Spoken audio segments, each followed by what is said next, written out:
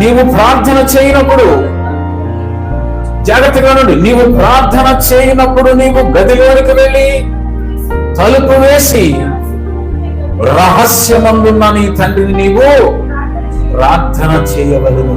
చాలా బాగా చూసారా? నీవట నీ గదిలోనికి వెళ్ళి దేవునిని అడగాలి. ప్రార్థన చేయడం అనగా ఆయన అడుగుట, ప్రార్థన చేయడం అనగా ఆయనను అడుగుట.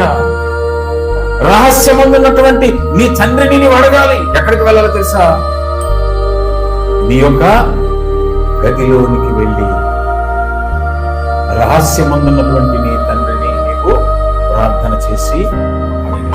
అర్థమవుతుందండి? ఇవాళ ఇక్కడికి ఏ అవసరంతో వచ్చారో, కాబట్టి మన యొక్క గదిలోనికి వెళ్ళి రహస్యమందున్నటువంటి దేవునికి మనం ఏం చేయాలట? ప్రార్థన చేయాలి. దేవునికి స్తోత్రం కలుగునుగా. గదిలోనికి వెళ్ళి రహస్యమందున్నటువంటి నీ తండ్రికి ప్రార్థన చేసినప్పుడు ఆయన నీకు సహాయము చేస్తారు. నీవు అడిగిన దానిని నీవు పొందుకుంటావు.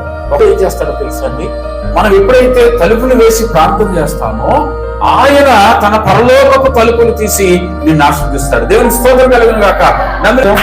నీవు రహస్యమందు నీ తలుపులు ఎప్పుడైతే వేసి నీవు ప్రార్థన చేస్తావో ఆయన తలుపులు తెరుస్తాడు నీ కొరకు.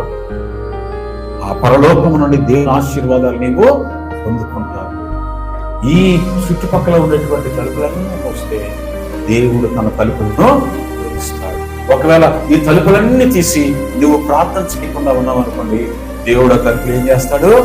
మూసివేస్తాడు. ఇక ఆ తలుపులు తెరువా అడవు. అందుకనే రహస్యమందున్నటువంటి నీ తండ్రికి నువ్వు రహస్యముగా ప్రార్థన చేసి దేవుడు తెరిచేటువంటి ఆ తలుపుల వైపు చూస్తూ నీవు ప్రార్థన చేసినట్లయితే నీవు ఈ రోజున గొప్ప ఆశీర్వాదాలు పొందుకోబోతున్నావు. స్తోత్రం కలుగును. మూయబడిన తలుపులు నీ కొరకు ఏం చేయబడతాయి? తెరవబడతాయి. ఆయనకు అసాధ్యమైనది ఏది లేదు. ఆయనకు సమస్తము సాధ్యము. ఏదైతే జరగదనుకుంటున్నావో, ఏదైతే నా జీవితంలో పొందుకోవాలనుకుంటున్నావో ఖచ్చితంగా ఆయన నీ జీవితంలో చేయగల సమర్థుడు.